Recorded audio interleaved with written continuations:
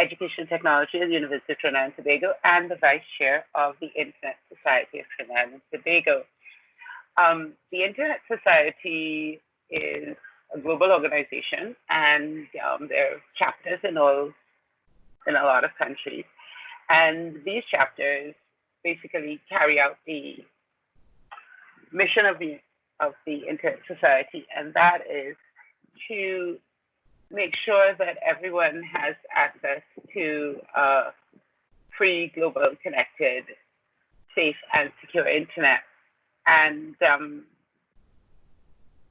part of the reason that we think this is an important topic is because we want to make sure that everyone has proper access to education via internet and so on. And so we have with us also Dr. Semper-Scott, who is a professor in instructional design, and Mr. Hinds, who is from the Internet Society Guyana chapter, and he also runs an online training consortium out of Guyana. So, education in a pandemic. Now, people have been saying all the time, okay, we've got this pandemic is going on. We have this thing. We can't go to school because we don't want to spread the virus. So we're going to go to online learning. And what we want to talk about is what exactly we need to be doing in the pandemic and what you guys are doing and whether that's really online learning. And my answer to, is it really online learning, is no, it's not. What is happening now is not online learning. We are in an emergency situation. As you know, we've got the pandemic. It came up quickly. School got shut down without very much notice. We went home for a couple, right now it's been about a month, more or less, around the Caribbean. And teachers didn't really have much time to plan or organize, and they didn't have any time to train. And students didn't have any time to train. So you're trying to use tools in a kind of slipshod, well, not a slipshod, but a kind of, oh my God, okay, well, we can use WhatsApp here, and they're giving us this here, and we're going to use Zoom, but I've never used Zoom, so I don't know how to use it properly, but I'm just going to try. And this is not a teacher problem. It's not a student problem. It's not all your fault. It's the virus fault. But given that we are in this situation and we want to make sure that as much teaching as possible occurs, even though we aren't trained and so on, we need to say, okay, some of the problems. Teachers are, oh my God, it's so hard, it's impossible, I don't know what I'm going to do. We know a lot of people don't have internet access, especially in rural areas. Lance can talk about a lot of that. Their lack of resources. Yes, all of that is true. But are we going to have students and teachers just sit down and play Fortnite and watch Netflix for the next however many months? We can't. So what we need to do is go and try and do something, but we don't have time to do it right. What would it be like if we do it right? When you do it right, we need proper planning, time to plan out the thing, design of instruction, development of learning materials. So we don't just have a Word document that was the worksheet that was handed out in class and we throw it up online. That's not real in online learning. We need training for both teachers and students so you know how to use the tools to get them. You don't have to spend an awful lot of time figuring out what's going on. You just You've done your training, you know how to use the tools that you want to use, and you say, right, I'm filling out this form and submitting, this is how I'm submitting my assignment, this is so on. And we need equitable access to technology, because when half the class, if you say, oh, right, the teacher says, right, we're going to do the school has given us Zoom, so we're going to go and use Zoom.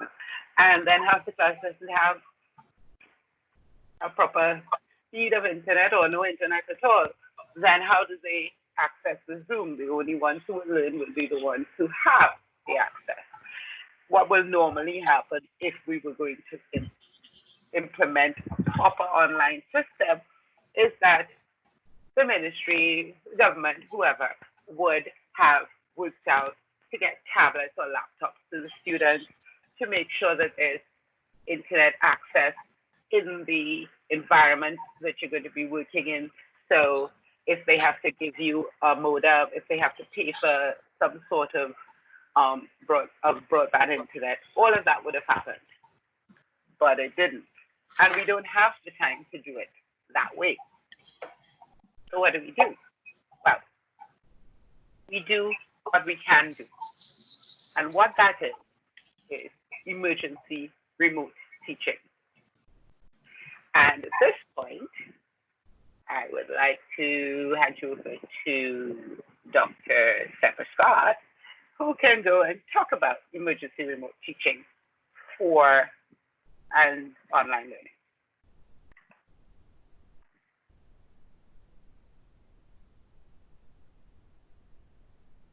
Laura, you want me to share the slides for you, or?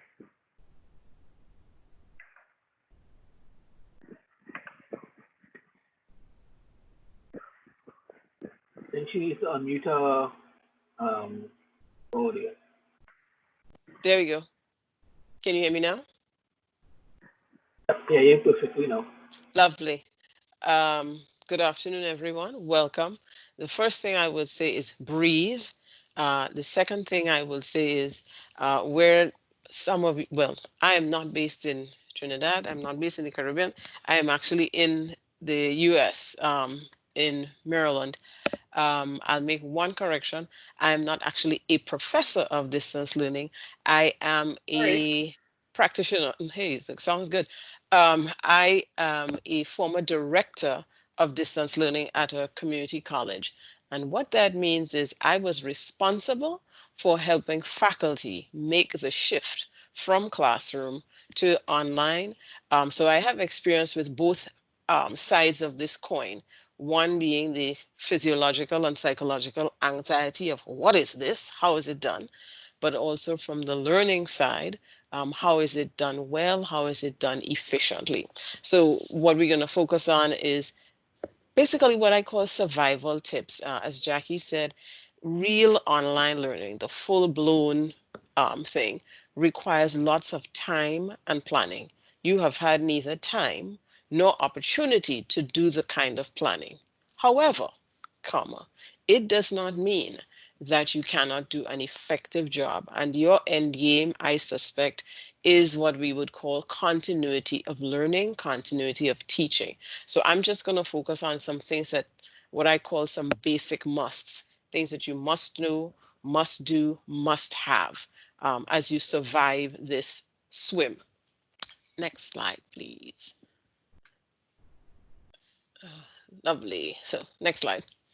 So first off, in the things that you must know.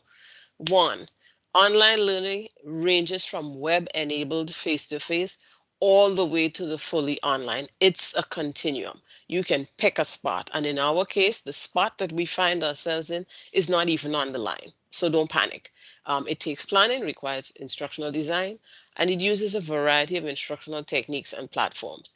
We've already heard and we're aware that there are technology differences, there are access issues. So put that out of your mind. You can't do anything about that. We'll focus on the next two blocks. Emergency remote teaching then brings the pressure of compressed time for planning and design. But it can be successful if you have focused planning and intentional collaboration. Collaboration will be your best friend. It requires use of the low-tech, medium-tech options. I put that in there because lots of debate and discussion focuses around what we don't have. The children don't have iPads, or they don't have devices, or they don't have this. We really need to focus on what they do have and how you use what they do have and what you have to effectively continue instruction. And then one big area is it will shift the focus on how you teach and how you assess. Whereas before you could say, hey, we're doing a test in 2 weeks, and you show up in the classroom and everybody's got stuff laid out, or you put away the books. You don't have that option here. So you have to plan in advance, communicate in advance, and then effect the assessment and the teaching differently. And a big piece that people don't speak about, but I think is a project, for want of a better word, of Jacqueline's, is really the business of affect. How you approach this thing psychologically, your approach, your attitude to what's possible will make the difference between your level of stress and frustration with what you have before you. I think this is one of those times where we have to step back and say, focus on what you must have as opposed to what is nice to have. From a learner perspective, from an educator perspective, what you must have is efficient, quality exchange of information so that the student is learning. No problem. So in the next slide, we are now focusing on things that you must do. You really must do an accurate technology inventory, not just of yours, but of your students. And I had an extraordinary conversation with Jacqueline recently. It's not necessarily about Wi-Fi access. It is internet access. You want to know who has access to internet, and then between the other presenters, they will give you the nuances of what is it you really need to know from a technology perspective, because you may be closing off doors to opportunity that exist because you've decided what it is you have, and what you've decided may be inaccurate. So we'll focus on what is it you do have, what you should have. Robust content inventory. And by that, what I mean is, at least in the Caribbean, you get to take home the school books. You have the textbooks, take them home. Hopefully they're home. And some resources may or may not be online. Now actually is the time, as you plan your course, as you plan how you're going to make the shift, be sure that you have all of the resources for every topic and you are clear on what those are. And if you need websites and online resources, get clarity on those. And if you have to use those, what's a workaround for the students who don't have? So again, whereas in the classroom, if somebody didn't bring their book, they could share with the person next to them. If you choose to use a resource that is only available by internet access, and you have 4 out of 10 students with no internet access, you've already decided that 40% of your class will not get the information. So here is where you need to do what I call a robust content inventory. Slow cook the ideas. I put that in there because it is easy to go into panic mode. I have 2 weeks, I have to get it all done. I don't have everything I need. Sometimes you really do need to put the ingredients in and let them simmer. The best flavors in cooking come from letting things simmer. The best output when we do instructional design is from letting things sit. So you do the technology inventory, you do the content inventory, and you let that sit, because as it sits, you will discover there are some things that you have there that are not as important as you thought they were.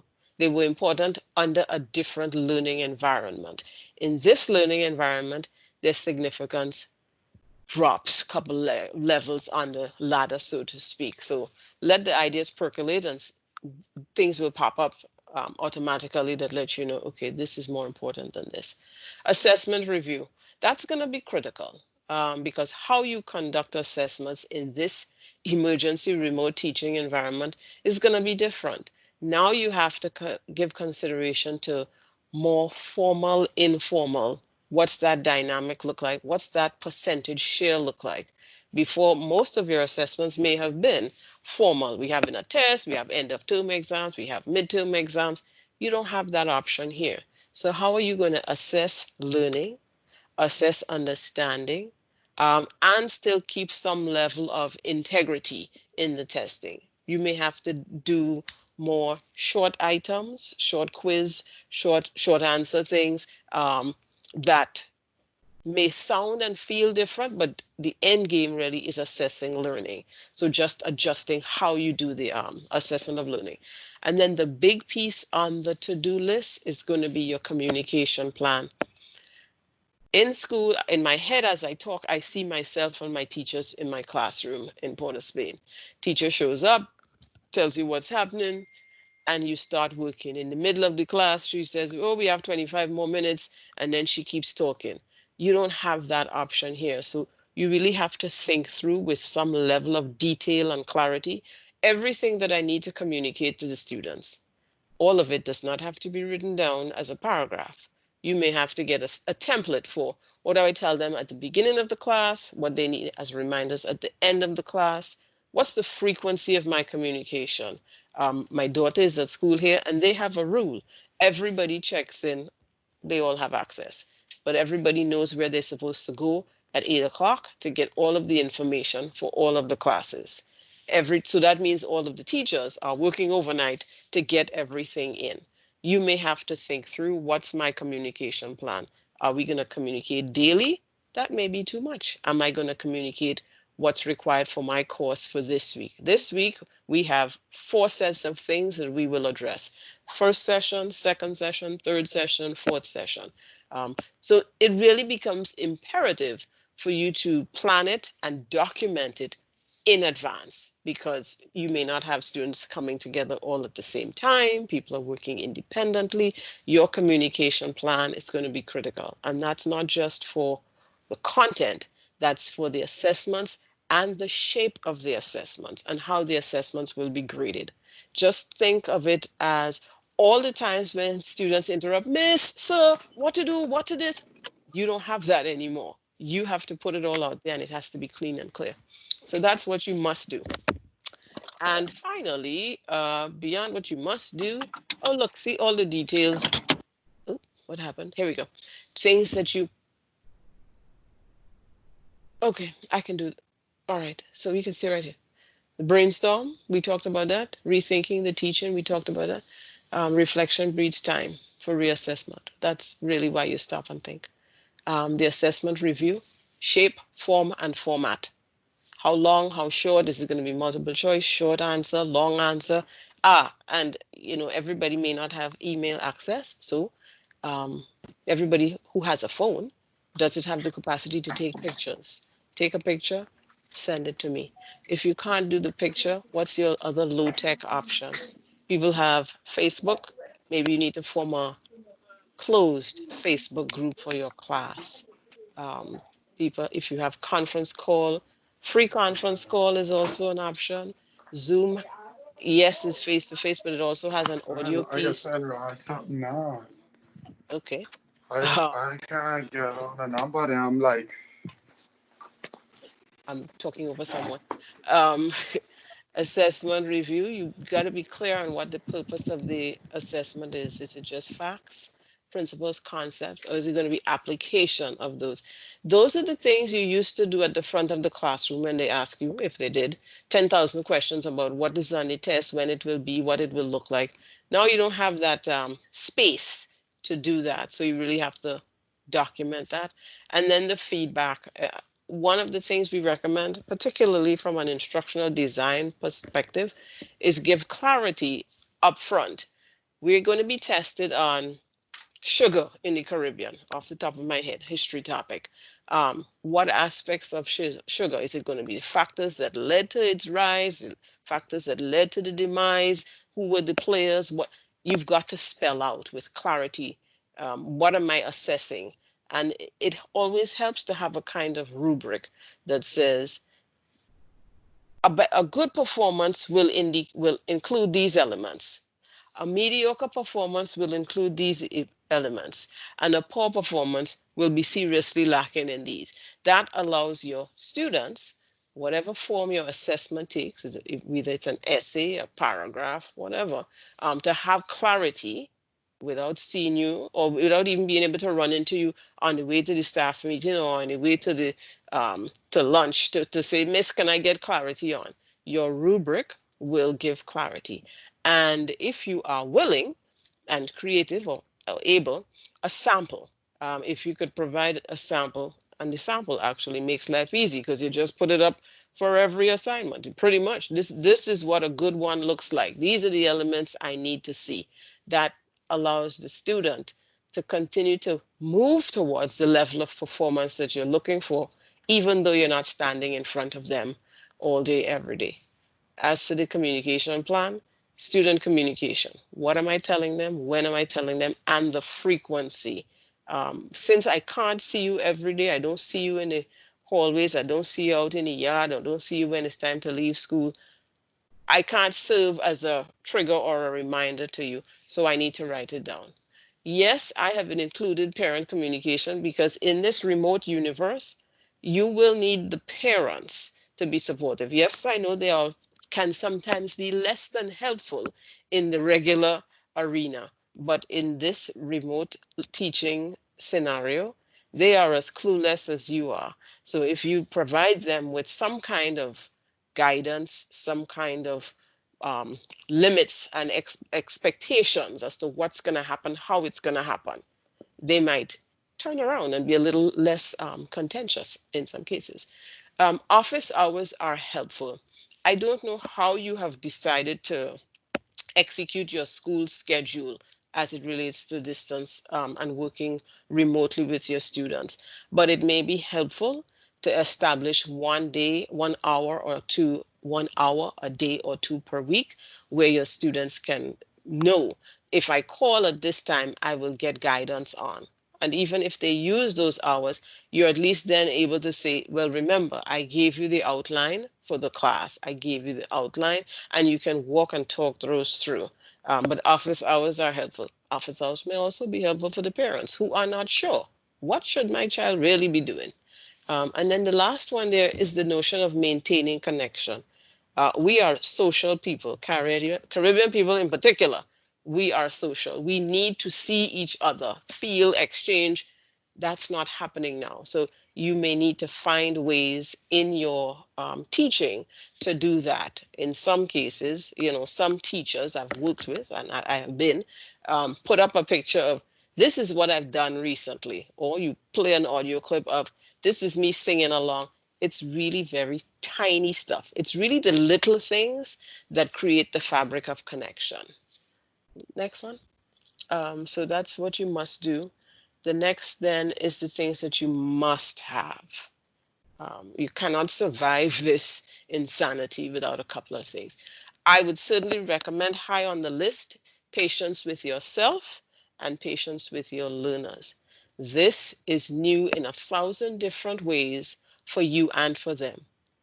Your level of expertise is content, instruction, and if you're dealing with SEA or CSEC, CAPE, your expertise is how to get people through those. But we have put you into a spin cycle that's very different. So patience with yourself and patience with your learners. I could have put also patience with the parents, but you've got that on lockdown. The next thing you must have is clear instructions. And that should be written instructions to complement your verbal. That may probably be one of the hardest parts of this process because we are used to just getting up and saying what needs to be said. And then, of course, getting a little frustrated when 6 people ask you the same question over and over.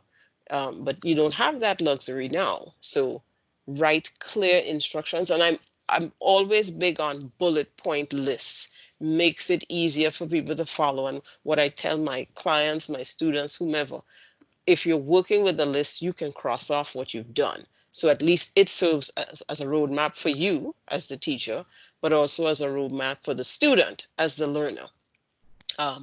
Clear deadlines for the assignments. And the deadlines in this case need to say the day, the date, and the time. If you tell me I can turn it in on Friday, is that this Friday, next Friday, or 2 Fridays from Friday? Okay, so we have the date. It's this Friday, and this Friday is going to be the 24th. Can I turn it at 8 a.m., 10 a.m., 12 a.m., 1 p.m.? Pick a date and a time. Again, that's assuming you have electronic submissions. If your submissions are not going to be electronic, then what's the latitude? How do you know that stuff has been turned in on time? That's where you may have to get creative among your peers. What do we do? How do you do? What technology do we need to use? Telephone call? I don't know. That's where we get creative. And then you need to have clarity in the scoring. You know, typically we just say we get in a test. All right. Miss, how much I'm gonna get is worth 50 points. Okay, but I don't know what it's for. That's why the next bullet speaks to the scoring samples and the rubrics. What is being evaluated? And with clarity on the elements of a high, medium, and low performance. The business of high, medium, and low performance may be more critical and meaningful for the Form 5, Upper 6 students who are working towards terminal exams. You've known all along what high performance looks like. At this stage of the game, they should also know, but everybody's in a panic. So clarity on what you know a higher quality essay looks like, what it contains. Because what may happen is that your students think because we are working remote at a distance, I could just dish it up, miss and go no. Yeah, the elements that make the gap between low performance and high performance don't change, especially now. And as a word for testing, I know in some cases the examining bodies have eliminated a paper and reduced it to only multiple choice. Note to all, multiple choice questions come in varying flavors from the low end, pick a solution that represents the answer, to the high end, pick a solution and an explanation that justifies the solution. That's the gamut. And so if we think that because they're only going to go multiple choice and it's going to be sockeye, easy, think again. They engage test writers, and this is the kind of test writing paradise where you get to create multiple choice questions that are harder than people would expect. So you still need to know the content, but now the reasoning and the higher order thinking skills are going to be assessed more because now you don't have an opportunity to sit in a room and write an essay. So let's see if you can pick an answer and choose an answer that the reasoning complements the answer that you've selected. So again, samples and rubrics for the scoring. And then finally, thing you must have is the consistent and reliable communication channels. If it's going to be email, if it's going to be phone calls, I don't know what you have access to. And this is why your comprehensive inventory upfront is critical, because you need to know how you're going to communicate with your students. If you have a class of 25 and only 5 have email, the question then becomes, how are you going to communicate with the 20? Um, this is these are the places of the unknown. So I'm going to say this now off the top of my head, not being in the islands or island where you are. What's the possibility of using a delivery service? Are your FedEx, UPS, whatever, are they still available? Is there a way for your school to arrange some kind of inexpensive? I don't know. But this is where you have to get creative and use what you have. If you have 10, 12 students who don't have access to email, how are you going to get the information out to them? Because the end game in remote teaching is to continue to teach. And teaching only occurs if the person delivering the instruction knows that the instruction has been delivered, received. What they do with it is up to them. Your responsibility is to get it to them. So email or whatever the messaging format is, make sure it's clear and consistent. I would recommend you have somebody else read it just to make sure it makes sense to them, because it could make sense to you, but doesn't mean anything to the other person. And then office hours to facilitate follow-up and clarification. Uh, is that it? You survived. Okay, There you go. Thank you. Lauren, we have a Yes. question from the chat, Yes. from Odan Hillock. Hopefully I pronounced that correctly. Mm-hmm. The communication plan with parents, do you suggest this be done from the individual teacher level or the administration level? I would say twofold. You can certainly have your administrators indicate to the parents that they will receive specific communication for the course, the subject, and the form from the teachers. That way, everybody knows what's happening, and nobody thinks that the teachers are working outside of the purview and the guidance and awareness of the administration. People are always looking for a loophole to find fault. So tighten up those loopholes. Let the school administration first notify every parent, this is how we will proceed. This is the communication you will receive. And then the teachers, following the guidelines established by the school or the department, begin their communication. Great question. Thank you.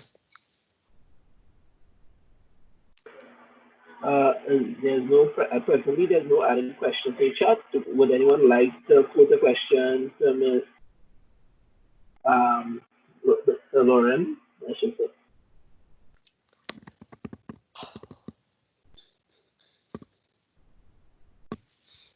Okay, well, while we wait for questions, Jacqueline, can you go back one slide? Yeah. So for the survival tips, we talked about all those other things as survival mechanisms.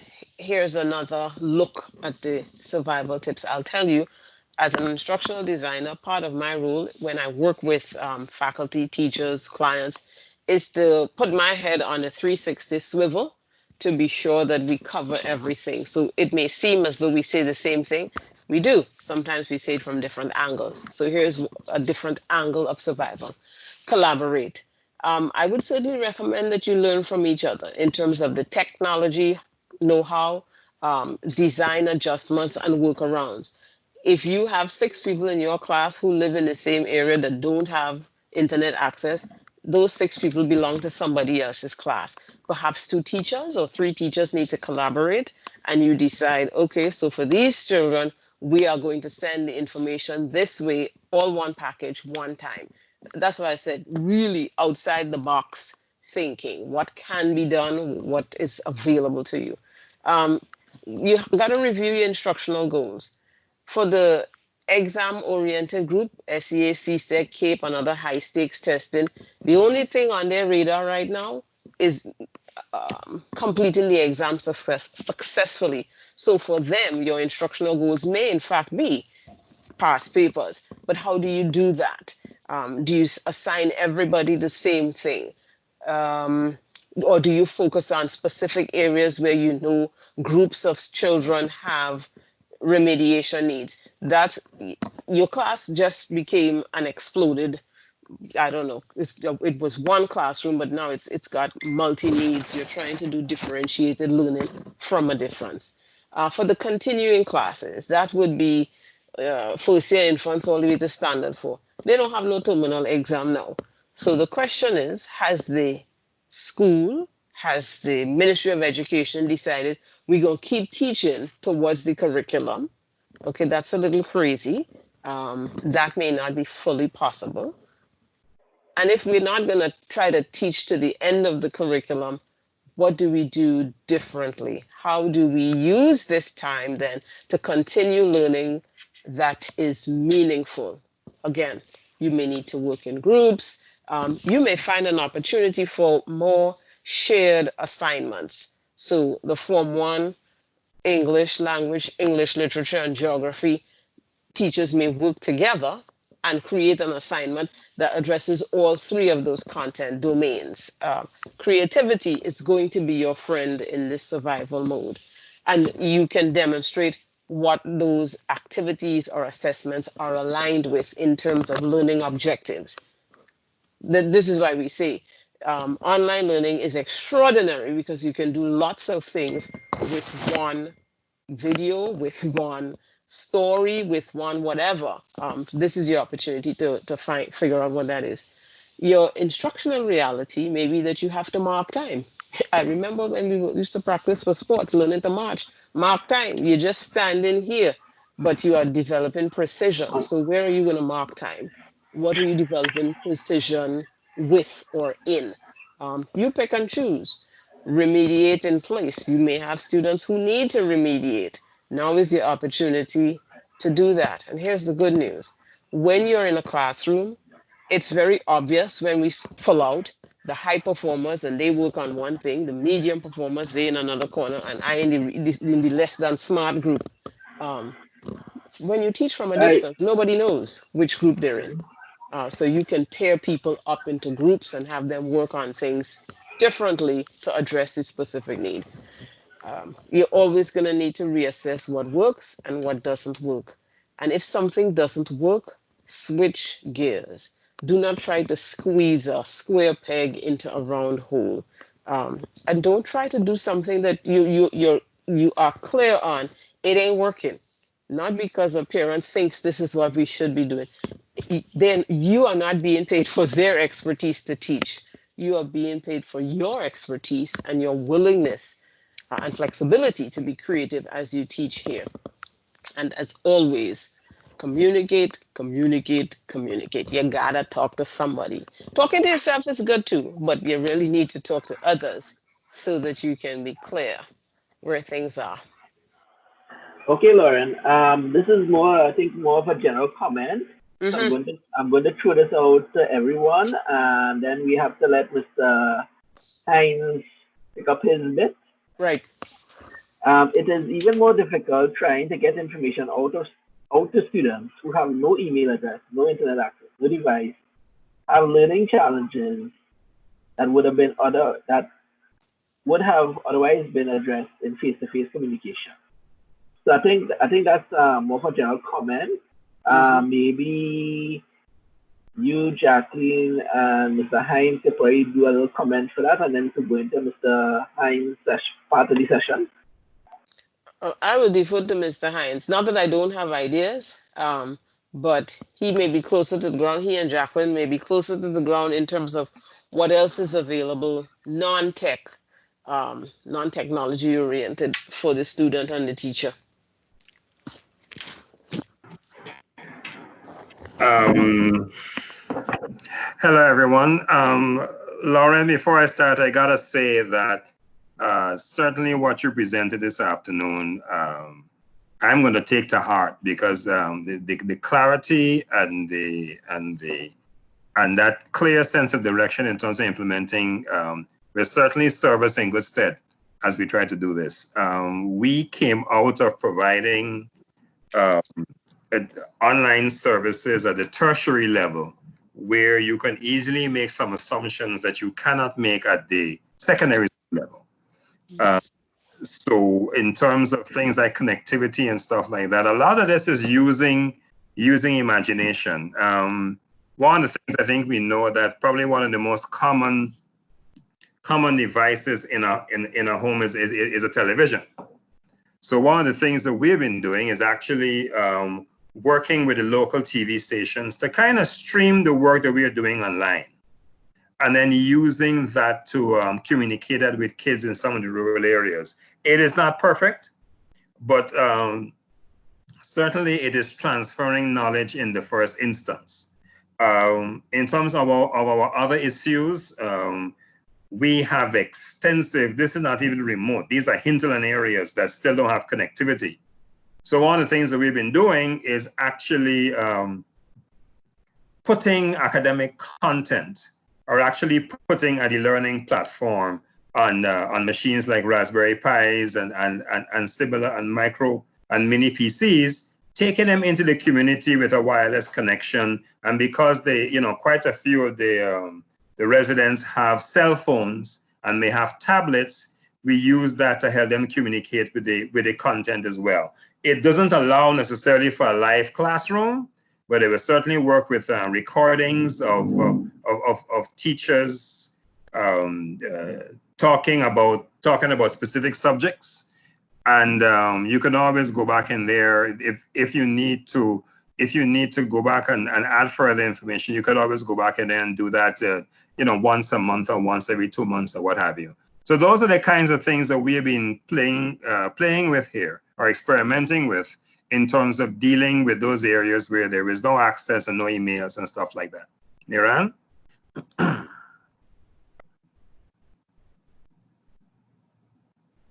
Great. Well, I think that answers the question. That was good. Well, Lance, that part of the show is yours now. All right. Um, all right, and hello again.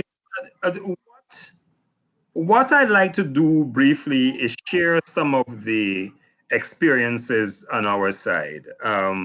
As I said a few minutes ago, we really have been doing this since about 2004, but our concentration for the past 13 years has really been in the tertiary education sector. So things like instructional design and also formats and how you're delivering and stuff like that, we have found to be, even though there was need for orientation and training, we found that to be a little easier in the tertiary space. When we got into the secondary space, now that is a different ballgame, and especially now that we're under some challenge as a result of the coronavirus pandemic. So automatically what happened is teachers, either by themselves or by the school, went straight into a mode, well, not straight, but certainly eventually went into a mode where they were providing the things like using Zoom, and some went as far as getting some mid-level e-learning platforms and began to do that. The mistake that they made in many instances, however, is that they tried to bring the practices of the manual classroom or the live classroom online. So that became a problem in certain instances, because what happened is that not only is the child home, but the parent is home, and sometimes they are working remotely. So a school sends you an email and says, well, all right, we are going to be offering live classrooms from 9 to 11 every day, and your child is required to attend. Now, the challenge with that is the parent has to work as well. There may be only one computer in the house, probably one computer, one device. So all of a sudden you had a clash, and parents began to complain and said that, well, this isn't working for us because we can't always have the child here at from 9 to 11 every morning. And especially with the younger kids as well. The traditional classroom is a controlled environment. Homes don't work like that. There are other things, there are other distractions. So in terms of keeping children attentive for, from 9 to 12 or 9 to 11 or 8 to 11, sometimes that became a bit of a challenge as well. So we began to say to teachers, just as Lauren was saying, well, maybe we should do this in smaller chunks. Maybe you do it every 20 minutes. Maybe you do 20 minutes, take an hour off, come back again. Also try to show some flexibility in terms of when this is available. Take advantage of recordings as well. So if a parent can't have his or her child available from 9 to 11, you could go back and look at recordings in the afternoon. You could even look at providing some of that stuff in the afternoon. Those are some of the basic things that we have been doing and working with some of the schools and working with teachers. We have had some challenges as well with literacy. A lot of these teachers we have found quite strong in Facebook and quite strong in Instagram and quite strong on these things, but struggled a bit with being able to teach and deliver tutorials via platforms such as these or such as Zoom, being able to understand, the person putting up their hand and you're responding and things like that. So those are some of the challenges that you find as you try to move over to this to this platform. You have cultural issues as well. Some teachers and some schools just can't wrap their head around the concept of online learning. And as a matter of fact, it has been pressure being applied by parents who are saying that, look, we're not paying you any more money unless you put together some kind of online solution for our child to be educated. So you've gone there dragging and screaming into the online space. and sometimes not quite having a clue of what it entails to start there and to begin to provide services. How do you handle your reading material? How do you, do you record? Do you put up the stuff for them to read? Do you do it so they could download? How do you handle past papers? Do you put them in quizzes? So a lot of those things you really got to do the hand holding, certainly in our instances, where as you bring them online and you're helping them get to a point where they can effectively deliver tuition to the kids. In terms of devices, and again, as I said, a lot of this is based on hybrid. We have those who don't have what we like to call persistent connectivity. So we have to think about how we deal with that. I just mentioned television. I just mentioned what needs to be done in the rural areas. So I think bottom line is, as we do this, and while we are putting in all the best practices, a constant theme for us is fit for purpose. And sometimes you just can't afford to get fancy. You put in something that works, and then as things improve, you begin to adjust. And so that's what's happening with us. Certainly this, and I think in other parts of the Caribbean it's the same. I don't make assumptions in terms of capacity and things like that anymore. It's just that you start from a base position and you work with the orientation. You try to get them in there, because clearly the concept of online learning and how you are getting people to do it, and convincing them that this is the way to go, and also for them to understand that I don't think we are going back to traditional forms of teaching. After this challenge has been caused, I think we're going to be online for quite a while in the near future, and also further, and also beyond. So one is to make that case, and two, there is some marketing you got to do to get people to come on board. Those are my remarks, just based on our experiences today. Niran? Okay, I'm not seeing any present questions in the chat. Does anyone have any questions to pose to the panel?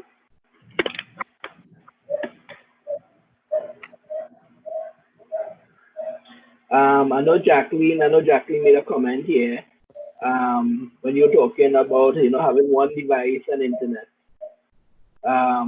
She said, when you have multiple children in different classes who have live classroom sessions at the same time, has that been something that you've encountered personally in your deployment plans?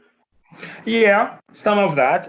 You try to get them to have, for example, you have a school that has nursery, primary, secondary, and they have 500 children, 600 children, and they want to bring them all on board. And that is where the clashing starts. So now we got to talk about a calendar where you can work things out, when you could do it, and who is available and who's not available, and stuff like that. So yes, that is something that that is also occurred in certain instances. Working with some of the institutions just to manage this. Down into days, or break it down into half days. We have put them in cohorts. You can only access Monday, Wednesday, and Saturday, or Monday, Wednesday, Friday. Somebody does Tuesday and Thursday. So a lot of it is how you manage the platform, and how you manage access. Really determines how you manage scheduling, and especially with the live classrooms. And sometimes you put, because we use forums and use chat rooms and things, so you kind of mix and match to make sure that information is being conveyed.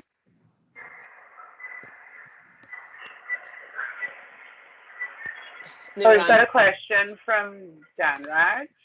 If 20 out of 35 students are connected and have devices, should a teacher continue with online sessions, whether live or on demand? I think, Lauren, what do you think about that? So I would say, Lance said they have a mantra, fit for purpose. I think as teachers, facilitators, instructors, whatever word you use, you need to pick a mantra, and that may well be access for all. If you sat in a classroom, you wouldn't teach only the 25 or the 20 who came with their textbook. You would find a way for the other 15 to have access. So again, this is where the creativity comes in. And I will continue that response by piggybacking on something that Lance said in his remarks. I will tell you, I'm as what they call a recovering educational snob. And by that, I mean, I came from a country, Trinidad and Tobago, where everything was done with a classroom. And I got my degree in a classroom. And so when I started working with people who were teaching at a distance, I thought it could never be equal. And that actually, that thought that they cannot be equal was the genesis for my doctoral work, where I learned they can be made equal in terms of how you deliver the instruction, and not so much, not only the how, the what, the quality of the what. So part of the marketing that Lance referred to is having to say to the parents, we can do the same quality work, you just have to do it differently. So that speaks to the work itself. As it relates to Dan Raja's question about the 20 out of 35, this is where your planning comes in. What is the purpose of your online session? Is it just to hear people chatter? Is it to get feedback on assignments? Is it to review something? Now you have to reframe. That's the work of the instructional designer.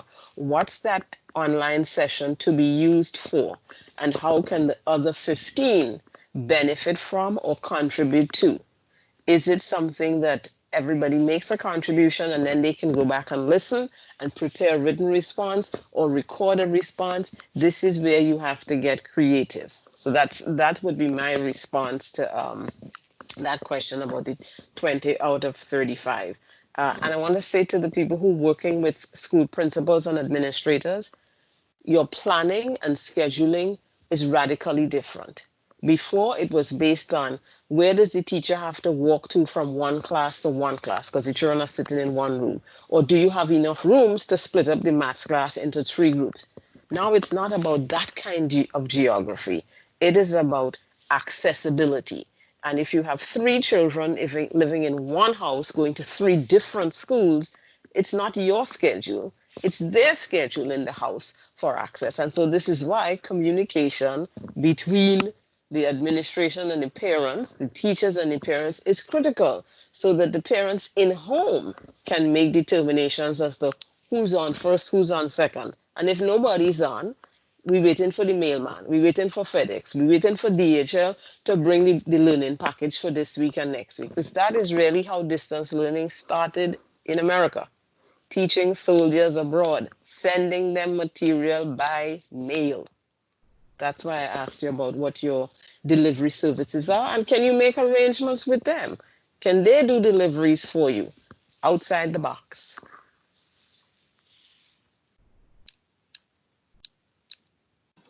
Absolutely.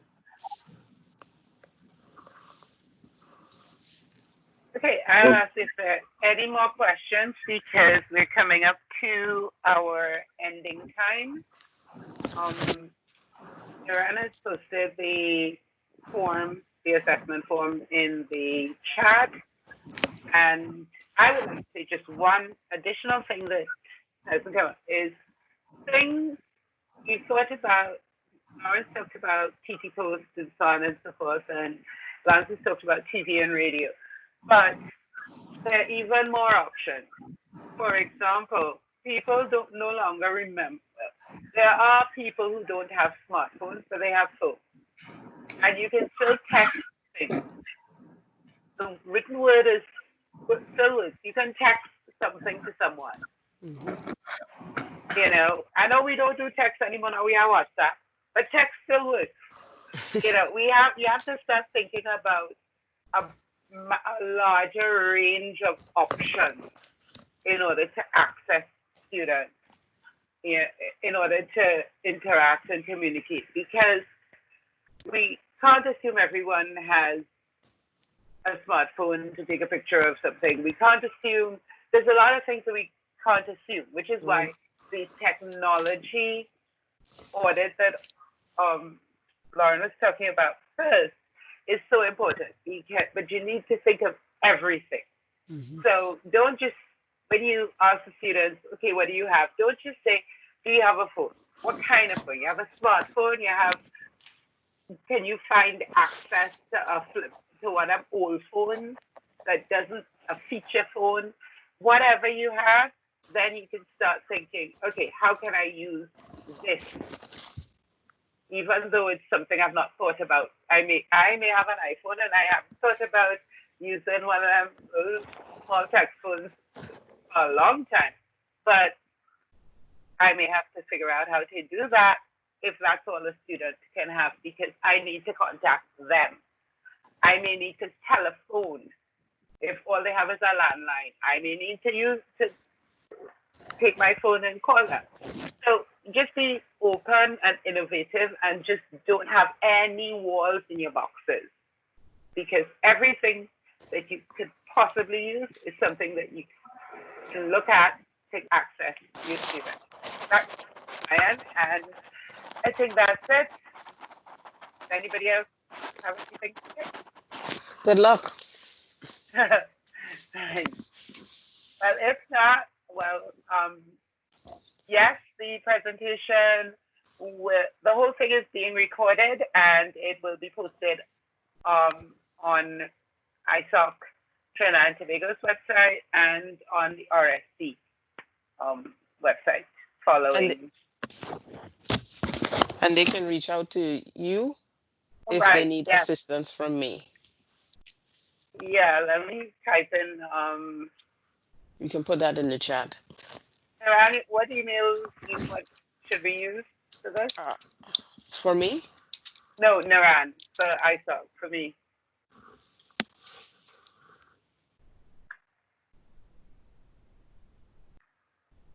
So Naran, just type whatever you need in the chat, because